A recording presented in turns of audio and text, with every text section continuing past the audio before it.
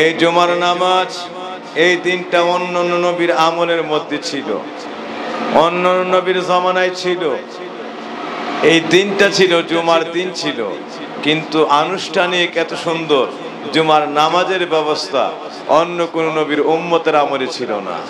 এইটা আল্লাহ স্পেশাল ভাবে এই দিনটাকে অলঙ্কৃত করেছেন, আলোকিত করেছেন। এই দিনটাকে আল্লাহ মহামর্যাদায় ভূষিত করেছেন। আমার আল্লাহ এই দিনটাতে উম্মতে মুহাম্মদের জন্য সারা সপ্তাহের গুনাহ মাফের ব্যবস্থা আল্লাহ এই দিনের ভিতরে আল্লাহ মঞ্জুর করে রেখেছেন।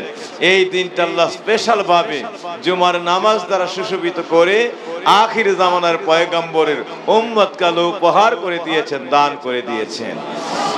আমার বাবাজিদের খেদমতে বলতে চাই, এই দিন এত মহিমান্বিত দিন, এই দিনে আমার আল্লাহ রাব্বুল আলামিন সপ্তাহে বন্দার মধ্যে যত গুনাহ হয়ে যায়, শনিবার, রবিবার, সোমবার, মঙ্গলবার, বুধবার, বৃহস্পতিবার, এই দিনগুলিতে মাঝখানে যত গুনাহ হয়ে গেছে, আমার আল্লাহ জুমার দিনটাকে আমার আল্লাহ মাগফিরাতের এমন একটা দিন বানাইছে।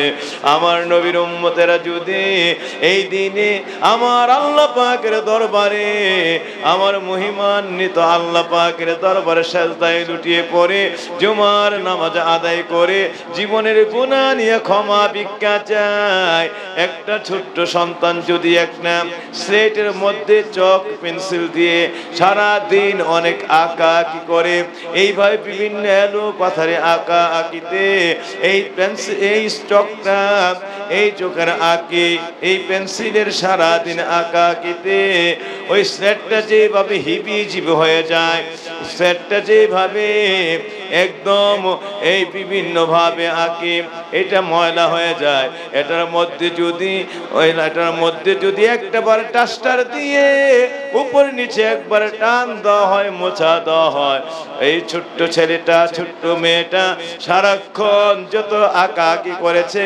একটা টান দিলে ডাস্টার দিয়ে মুহূর্তের মধ্যে যেমন সব আঁকা ঝাঁকাগুলি মুহূর্তের মধ্যে মুছিয়া যায়, মুহূর্তের মধ্যে উঠিয়া যায়। আমার নবী বলেন, আমার উম্মতেরা যখন জুমার দিনে আল্লাহর কদমে সাজদায় পড়ে একটু দোয়া করে, আমার আল্লাহ মাগফিরাতের এমন একটা ডাস্টার দিয়ে তার কলব, তার আমলনামাকে মুছা দেয়। সপ্তাহের মাঝখানে যত গুনাহ আছে নিমিষের মধ্যে, মুহূর্তের মধ্যে সকল গুনাহ জুমার দিনের একটু তওবা, একটু দোয়া, একটু সেজদার ভিতরে ক্ষমা হয়ে যায়, সমস্ত গুনাহগুলি মুছিয়া যায়। এই সপ্তাহভর এই ফেরেশতারা যা লিখছে, এত গুনাহ, এত কিছু, ডাক দিয়ে বলে, আল্লাহ কি লিখলাম আর কি দেখতেছি? আল্লাহ আমলনামার মধ্যে তাকায় দেখলাম শনিবারে কোনো গুনাহ নাই, রবিবারেও কোনো গুনাহ নাই, সোমবারেও কোনো গুনাহ নাই, মঙ্গলবারে এত গুনাহ করলো, এরপরে দেখি কোনো গুনাহ নাই, বুধবারে তো সীমাই নেই। আল্লাহ এত গুনার পরে এখানে শুক্রবারে তাকায় দেখতেছে আমলনামা একদম আপনার মাগফিরাতের নূরে গুলজার হয়ে আছে, যেন বান্দা জীবনেই কোনো গুনাহ করে নাই। সপ্তাহের মধ্যে তো পরের কথা, এইভাবে কলম আমলনামা পাক সাফ পবিত্র হয়ে গেছে। আল্লাহকে এটা আমার আখির জামানার নবীর সঙ্গে ওয়াদা ছিল, আখির জামানার উম্মতেরা যখন আমি আল্লাহর দরবারে এই জুমার দিনকে মাগফিরাতের দিন বানায়া তওবায় লুটায় পড়বে, সেজদায় লুটায় পড়বে, দোয়া করবে, চোখের পানি ছেড়ে কাঁদবে, আমি আল্লাহ সপ্তাহের জন্য যত গুনাহ আছে সমস্ত গুনাহ এই জুমার দিনের তওবা, দোয়া আর চোখের পানি কান্নায় বান্দার জীবন থেকে সমস্ত গুনাহ এমন ভাবে মাফ করে দিব, বাদদালতু সাইয়্যাতিহিম হাসানা, এদের সমস্ত গুনাহ ক্ষমা করে দিয়ে গুনাহগুলিকে আবার নেক বানায় দেব। সুতরাং গুনাহ তো করছিল, গুনাহ এমন পরিমাণ গুনাহগুলিও আবার এরপর সমস্ত গুনাহ সবগুলি আবার নেক দিয়ে পরিবর্তিত হয়ে যাবে, ছিল এইগুলি গুনাহ হয়ে যাবে এগুলি নেক। সুবহানাল্লাহ। আমরা খুশি না বেজার? সকলে বলি খুশি না বেজার? নারায়ে তাকবীর, নারায়ে রিসালাত। এর নাম হলো আখিরি জামানার পয়গম্বরের, আখিরি জামানার পয়গম্বরের উসিলা, আমার দয়াল নবীর উসিলায় এই নবীর উম্মতরা গুনাহ করছে, অথচ আমার নবীর সঙ্গে আল্লাহর ওয়াদা গুনাহগুলিরও মাফ করবে, ওই দিনের তওবা দুআ তাসবিহ তাহলিলে আবার আল্লাহ দিনের শেষে সন্ধ্যার আগে সবগুলি গুনাহকে আল্লাহ নেক বানায় দিবে। ছিল গুনাহ, এইগুলির আবার আল্লাহ প্রত্যেকটাকে ধরে ধরে এটি নেক বানায় দিবে। গুনাহগুলিও নেক হয়ে যাবে। যত নেক আমল করছেন এইগুলি নেক, যত গুনাহ ছিল এইগুলিও নেকে পরিণত হয়ে যাবে। সুবহানাল্লাহ, আল্লাহু আকবার। ওই নবীরে বেশি করে ভালোবাসতে চাই কি চাই না? প্রাণ ভরে মহব্বত করতে চাই কি চাই না? আমার বাবাজিদের খেদমতে বলতে চাই, সময় অত্যন্ত সংক্ষিপ্ত, আমি আপনাদের খেদমতে আরজ করি 10টা মিনিট সময়। আপনাদের খেদমতে আমি একটা বিষয় জরুরি ভিত্তিতে আমি আপনাদের সকাশে একটু আলোচনা রাখতে চাই। আমার বাবাজিরা, কিতাবের মধ্যে এসেছে, মুনাব্বিহাত নামক কিতাবের মধ্যে আসছে, হযরত ওসমান রাদিয়াল্লাহু তাআলা আনহু বর্ণনা করেন, আরবাতুন আশিয়া যাহিরুহুন্না ফাদিলা ওয়াল বাতিনুহুন্না ফারদিয়া। এমন 4টি বিষয় আখিরি জামানার উম্মতের জন্য আমার নবী রেখে গেছেন। এমন 4টি বিষয় আমার আল্লাহ আখিরি জামানার উম্মতের জন্য আমার আল্লাহ পাক এমন 4টি বিষয়কে রেখেছেন। আমার নবী ফরমান, এই 4টি বিষয়ের মধ্যে 2টা করে দিক আছে। বিষয় 4টা দিক, প্রত্যেকটার সঙ্গে আরো একটা করে, এই প্রতিটা 4টা বিষয়ের মধ্যে একটা করে, আবার এর সঙ্গে আরেকটা, মোট 2টা করে দিক আছে। এইভাবে 4টা বিষয়ে মোট 8টা দিক আছে। এমন 4টি বিষয় তাদের মধ্যে আছে যে 4টি বিষয়ের 8টা দিক আছে। কয়টা দিক? যেমন এটা একটা মোবাইল, এইটার একটা দিক আছে। এটা যেমন মোবাইলের বাহির সাইড, মানে কাভারটাকেও ধরেন মোবাইলের কেটে বাহির সাইড, বা কাভারটাকেই ধরেন এটা কাভারের বাহির সাইড, এইটা আবার কাভারের ভিতর সাইড। ঠিক না বে ঠিক? একটা কাভারের একটা বাহির সাইড আছে, একটা ভিতর সাইড আছে। আপনার শরীরের এই উপরের চামড়ার বাহিরের অংশটা বাহির সাইড, এর ভিতরে আবার শরীরের ভিতরে গেলে কাল্ব আছে, হার্ট আছে, কিডনি আছে, যাবতীয় বিষয় আপনি বেঁচে থাকার আল্লাহ যত প্রকার এই দেহের মধ্যে যা দরকার সবকিছু এর ভিতরে রেখেছে। তো বাহির, এই শরীরের একটা বাহিরের দিক আছে, একটা ভিতরের দিক আছে। ঠিক না বে ঠিক? এই জায়গার মধ্যেই নসিহতরা করতেছেন হযরত ওসমান, বর্ণনা করতেছেন, ও দুনিয়ার মানুষেরা তোমরা শুনো, এই 4টা বিষয়ের মধ্যে 1 নম্বরে হলো মুখালিতাতুস সালিহিনা ফাদিলা। মুখালিতাতুস সালিহিনা ফাদিলা, আখিরে জামানার উম্মতের জন্য আমার নবী ওসিয়ত করে গেছেন যে আমি যখন থাকবো না, তখন কোন ওলিয়া উলিয়া আল্লাহ ওয়ালা আলেম হাক্কানি আরিফ রাব্বানি যখন পাইবা, তাদের মজলিসে যাবা, তাদের মজলিসে বসবা, আদবের সঙ্গে এখানে উঠা বসা করবা, আদমের সঙ্গে ওইখানে বসবা, আদবের সঙ্গে ওখানে যাবা। তোমরা গেলে ওইখানে গিয়ে আদবের সঙ্গে বসে মন ভরে তাদের নসিহত শুনবা, তাদের সঙ্গে দোয়ায় শরীক হবা, তাদের সঙ্গে আল্লাহ পাকের দরবারে তোমরা তওবা করবা, কান্নাকাটি করবা। ও আমার উম্মতেরা, তোমরা শোনো, এই আখির জামানায় আমি নবীর উম্মতের মধ্যে ওলিরা যারা, ওই ওলিদের সঙ্গে উঠা বসা করা তোমাদের ফজিলত। কেন ফজিলত? আমি যখন থাকবো না, তোমরা যখন তাদের সঙ্গে উঠা বসা করবা, একটু সময় তাদের সঙ্গে সোহবতে বসবা, একটু তালিম তারবিয়াতের মধ্যে বসবা।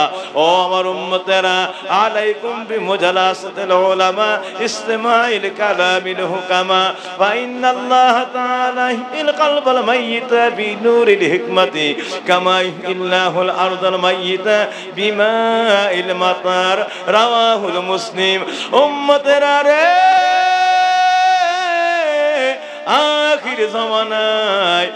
আখির জামানার মধ্যে ওই সকল ওলিয়া উলিয়া আল্লাহ ওয়ালাদের সামনে বসলে, ওলিয়া উলিয়াদের সামনে বসলে আমার আল্লাহ তোমাদেরকে এমন ভাবে কবুল করে নিবেন, আকাশের বৃষ্টি দেনা, আকাশের বৃষ্টি পড়লে অনুর্বর জমিনগুলি যেইভাবে উর্বর হয়ে যায়, শুষ্ক জমিনগুলি যেইভাবে উর্বর হয়ে যায়, এই জমিনের মধ্যে বৃষ্টি পড়লে মুর্দা জমিনটা যেইভাবে তাজা হয়ে যায়, সতেজ হয়ে যায়।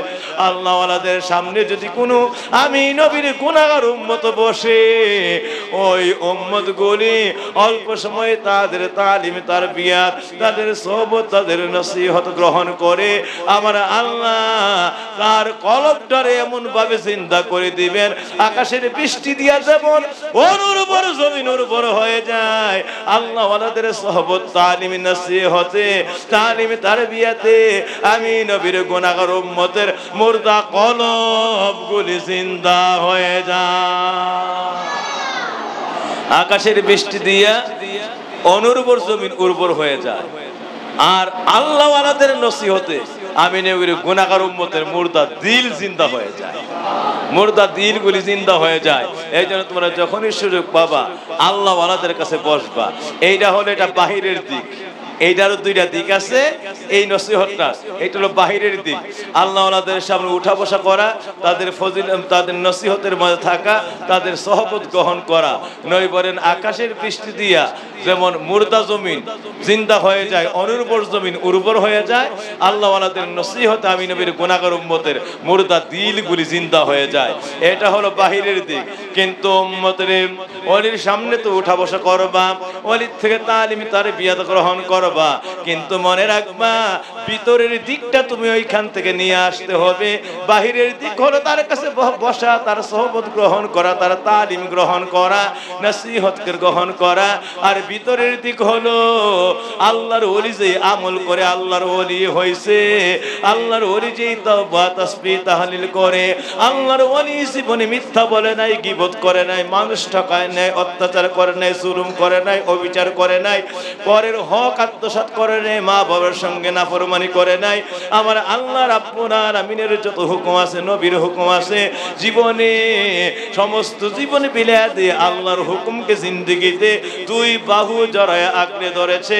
আল্লাহর ওলিরা আল্লাহ রাব্বুল আলামিনের পবিত্র সাধনার মধ্যে, নবীর তরিকার মধ্যে যেইভাবে নিজকে মিশায়া দিয়েছে, উম্মতের ওলির সঙ্গে উঠা বসা করা তোমাদের জন্য ফজিলত।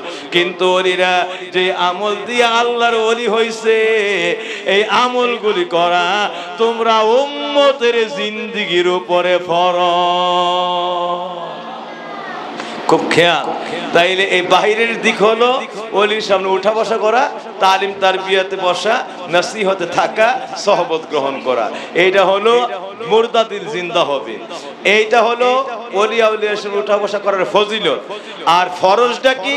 ফরজ হলো ওলি আউলিয়ার সামনে উঠা বসা করলে মুর্দা দিল জিন্দা হয়। আর যার সহবতে মুর্দা দিল জিন্দা হয়, তিনি যে আমল কইরা এই ফজিলতটা অর্জন করছে, যেই মুরাকাবা দিয়ে এই হাকিকতটাকে আল্লাহর কাছ থেকে লাভ করছে, তার কাছে বসলে আরেকজনের মুর্দা কলব জিন্দা হয়। আর তিনি যে আমল দিয়ে আল্লাহর রাজি করে এই বেলায়েতে সহবতটাকে অর্জন করছে, এই আমলটা করা আমি নবীর প্রত্যেকটা উম্মতের জীবনের ভিতরে ফরজ। এইটা হলো তার জন্য ফরজ। ওলির সামনে ওঠা বসাটা ফজিলত, আর ওলির আমলগুলি জীবনের মধ্যে আঁকড়ে ধরে এটা ফরজ। আল্লাহু আকবার। নবী আমার ফরমান উম্মতেরা রে, ও আমার উম্মত, তিলাওয়াতুল কুরআনি ফাদিলা, কুরআন তেলাওয়াত করা ফজিলত। তোমাদের জন্য আমি নবী আল্লাহর পক্ষ থেকে যে কুরআনুল কারিম রেখে গেছি, তোমরা যদি লান তাদিল্লু ইন তামাসসাকতুম বিহিমা কিতাবাল্লাহ ওয়া সুন্নাত রাসূলিহি।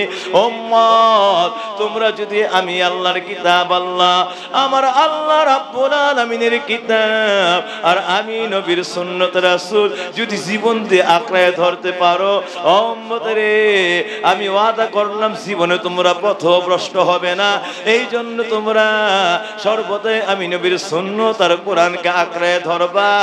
উম্মতরে এই কোরআনের মধ্যে আলিফ লাম মিম এই যে হরফগুলি আছে, তোমরা যদি একটা হরফ তেলাওয়াত করো, আমার আল্লাহ ফালাহু আশরু আমসালিহা, সঙ্গে সঙ্গে 10টা নেক তোমার আমলের মধ্যে উঠায় দিবে।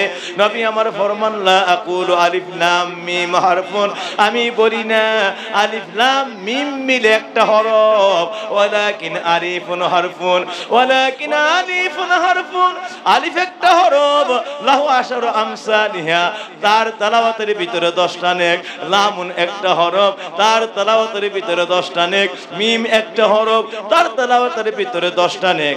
এইভাবে কোরআনের প্রতিটা হরফে হরফে হরফে হরফে হরফে তেলাওয়াতের ভিতরে আল্লাহ আমার উম্মতের আমলে 10টা করে নেক উঠায় রাখছেন, 10টা করে নেক বাজেট করে দিয়েছেন।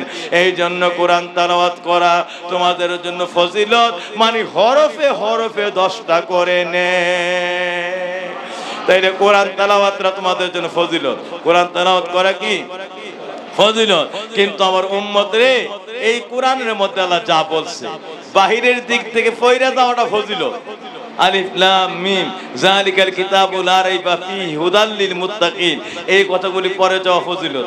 এখন যে হুদাল লিল মুত্তাকিন বলছে, এই কিতাব আমি পাঠাইছি ওই সকল বান্দা যারা আমি আল্লাহর ভয়ের মতো ভয় করে তাকওয়া পরহেজগারি দিয়ে জীবনকে আমি আল্লাহ রাব্বুল আলামিনের মহব্বতে সমস্ত নাফরমানি থেকে হেফাজত করে আমি আল্লাহর তাকওয়া পরহেজগারির মধ্যে জীবনটাকে লুটাইয়া দিয়েছে।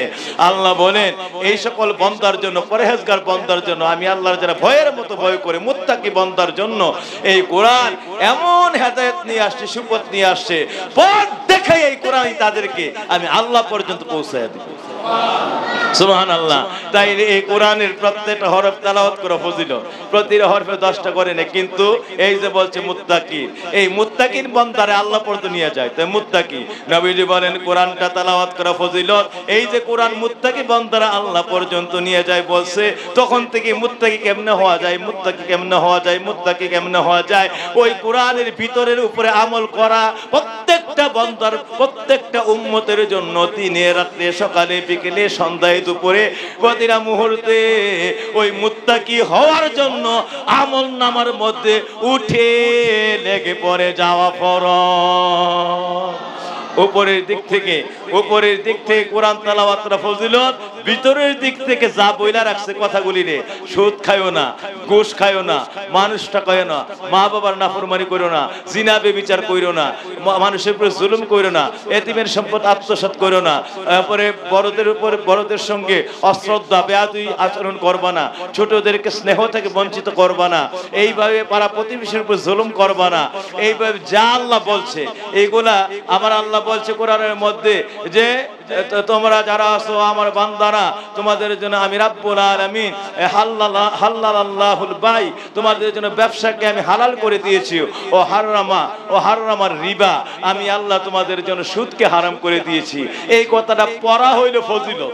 আর এই যে সুদকে হারাম করছে, ওই দিক থেকে সুদকে ছেড়ে দেওয়া, এটা মানা, এইটা তোর জীবনে ফরজ। বুঝতে পারছেন?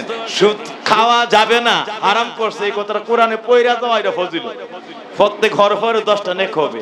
কিন্তু মানে হারাম করেছেন, খাওয়া যাবে না, এই যাবে না ওই দিন থেকে আমলটা শুরু করা, এইটা হলো বান্দার জীবনে ফরজ। এই জন্য কোরআন তেলাওয়াত হলো ফজিলত। কোরআনের প্রত্যেকটা কথায়, প্রত্যেকটা হরফে, প্রত্যেকটা বাণীতে, প্রত্যেকটা নসিহতের আমল করা, গোটা কোরআনের আমল দিয়া মুত্তাকি নিজেকে বানানো, পরহেজগারের মধ্যে নিজেকে মিশায়া দেওয়া। আল্লাহ বলেন তোর জীবনে ফরজ। তেলাওয়াতটা ফজিলত, আমলটা ফরজ। তেলাওয়াতটা ফজিলত, আমলটা ফরজ। তেলাওয়াতটা ফজিলত আর আমলটা ফরজ। সুবহানাল্লাহ। সুতরাং বাবাজিরা আমার, এই জন্য আমি আপনাদেরকে আরো 2টা বিষয় আছে, আমি মাত্র 2টা বিষয়ের আলোচনা করলাম যে আল্লাহ গোটা ইসলামের মধ্যে 4টা বিষয় রাখছে, যেটার বাহিরের দিক ফজিলত, ভিতরের দিক ফরজ।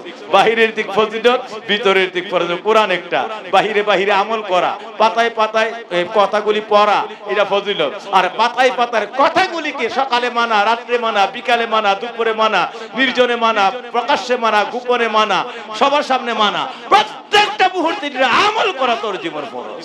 সুতরাং আমার বাবাজিরা, আমরা কোরআন তাই পড়ি, কিন্তু কোরআনের মর্ম আর আমল করি সেই হারে ঘুষ চলতেছে, সেই হারে মিথ্যা চলতেছে, সেই হারে গীবত চলতেছে। আজকে কোরআনের আমল না থাকার কারণে আমরা দুর্গা পূজার মধ্যে গিয়ে বলি যে দুর্গা পূজা আর মুসলমানের রোজা এটা এক জিনিস। নাউযুবিল্লাহি মিন যালিক। মানে শেষ পর্যন্ত পূজারে রোজা বানাই দিছে। পূজারে কি বানাই দিছে? রোজা বানাই দিছে। আজকে এমন আল্লাহর এত বড় অবাধ্য বান্দা আমরা হইছি, আজকে বলে দিয়েছে হিন্দু ধর্মে কৃষ্ণ আর বিষ্ণু যা, ইসলাম ধর্মে মুহাম্মদ তা, একই জিনিস, একই মুদ্রার এপিডুপি, একটার নাম কৃষ্ণ আর একটার নাম মুহাম্মদ। নাউযুবিল্লাহি মিন যালিক। কোন ব্যক্তি কৃষ্ণরে মানলে ঈমান থাকবো? কৃষ্ণ বলতে এই পৃথিবীতে কোনো এই ধরনের গড ভগবানের অস্তিত্ব আছে?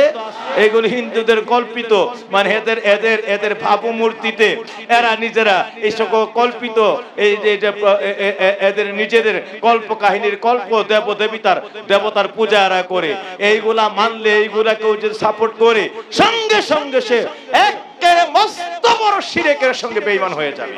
সুতরাং বাবাজিরা আমার, আজকে দুইটা বুটের আশায়, ওই রকম দুইটা বুট ভিক্ষার আশায়, গদির আশায় ঈমান বিক্রি কইরা দিতে একটু চিন্তা করে না, ঈমান যাক কিন্তু দুইটা বুট নি পাই। নাউজুবিল্লাহি মিন যালিক। এই হলো আজকে আমাদের আজকে কোরআন, এইভাবে আমরা কোরআন থেকে দূরে সরে গেছি। আজকে এইভাবে আমরা হাদিস থেকে, আমল থেকে দূরে সরে গেছি যে আমরা গিয়া ফতোয়া দেই এই দুর্গা পূজার মন্দিরে গিয়া, ওইখানে গিয়া যে হিন্দুদের আমি এই দুর্গা পূজা আসতে পেরে অত্যন্ত গর্বিত, খুশি, আলহামদুলিল্লাহ। নাউজুবিল্লাহ, কোন ব্যক্তি যদি মদ খাইতে গিয়া বলে আলহামদুলিল্লাহ অথবা বিসমিল্লাহির রহমানির রহিম, আমার নবীজি বলেন হ্যাঁ তোমরা বিসমিল্লাহ বলে প্রত্যেকটা হালাল কাজের মধ্যে বিসমিল্লাহ দিয়ে শুরু করবা।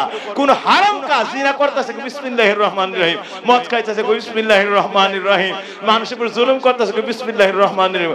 আল্লাহ কয় আমি আল্লাহর হারামের মধ্যে যেই ব্যক্তি লাগায় বিসমিল্লাহ তেলাওয়াত করলো, সঙ্গে সঙ্গে তেলাওয়াতের ভিতরে বেঈমান হয়ে গেছে, কাফের হয়ে গেছে। সে নিজেও বলতে পারে না।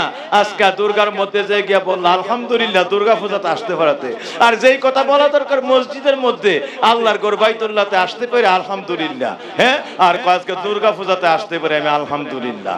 নাউজুবিল্লাহি মিন যালিক। এরপরে শেষ পর্যন্ত কয় এইটা এমন একটা জিনিস, আজকে এত পুণ্যবান জিনিসে আমরা আসলাম। এইটা হিন্দুদের জন্য দুর্গা পূজা আর মুসলমানদের জন্য রোজা। মুসলমানদের রোজা যা, হিন্দুদের পূজা তাই। নাউজুবিল্লাহি মিন যালিক। একই মুদ্রার এপিঠ ওপিঠ। আজকে কোরআনের আমল, হাদিসের আমল, কোরআনের মর্মমানির আমল না থাকার কারণে আজকে যেই দশা আমরা হইছে, ঈমান যে কোন সময় চলে যাচ্ছে আমি নিজেও টের পাচ্ছি।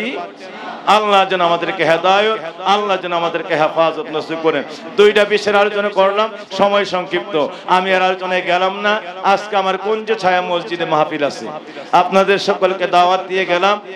এখান থেকে কুঞ্জ ছায়া কাছাকাছি না? এই কুঞ্জ ছায়া মসজিদে ওইখানে আমার বাৎসরিক ইসালে সাহাবের মাহফিল, ঈদে মিলাদুন নবী সাল্লাল্লাহু আলাইহি ওয়াসাল্লাম উপলক্ষে মাহফিল। সকলকে দাওয়াত দিয়ে গেলাম।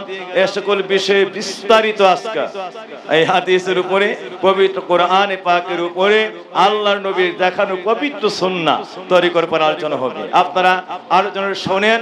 ইসলাম, প্রকৃত ইসলামের উপরে অল্প সময়ের মধ্যে পার্থক্য করে ফেলতে পারবেন। প্রকৃত ইসলাম কি আর ভুল পথ কি। আল্লাহ যেন আমাদেরকে হেদায়েত, হেফাজত নসিব করেন। আমার প্রকৃত ইসলাম এবং সুন্নাহর উপরে আল্লাহ আমাদেরকে আমল করার তৌফিক দান করেন। সকলকে দাওয়াত দিয়ে গেলাম। আপনারা কুঞ্জ ছায়া ওই মসজিদে আপনারা যাবেন, ওইখানে আমি বাদ এশা ইনশাআল্লাহ মাইক ধরবো, আল্লাহ যদি রহমত করে। এর আগে কয়েকজন বক্তা আছেন, ওনারা নসিহত করবেন। এশারের পরে ইনশাআল্লাহ আমরা মাইক ধরবো। আপনাদের সকলকে আজকে ওইখানে মসজিদে দাওয়াত দিয়ে গেলাম।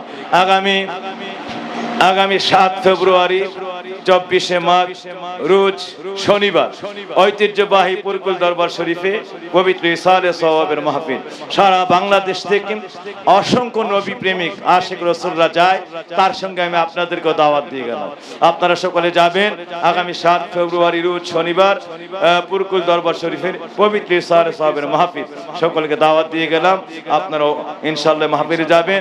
এই পুরকুল মাদ্রাসাটি গত 5ই মার্চ এটা এমএ মাদ্রাসা, মাস্টার্স এমএ মাদ্রাসায় বাংলাদেশ সরকার কর্তৃক অ্যাফিলিয়েশন মঞ্জুরি প্রাপ্ত হয়ে এটা এখন এমএ মাদ্রাসায় ইনশাআল্লাহ রূপান্তরিত হয়েছে। এটা এমএ মাদ্রাসায় মঞ্জুরি পেয়েছে। এখন এম এর ছাত্ররা ইনশাআল্লাহ নিয়মিত পড়াশোনা করছে।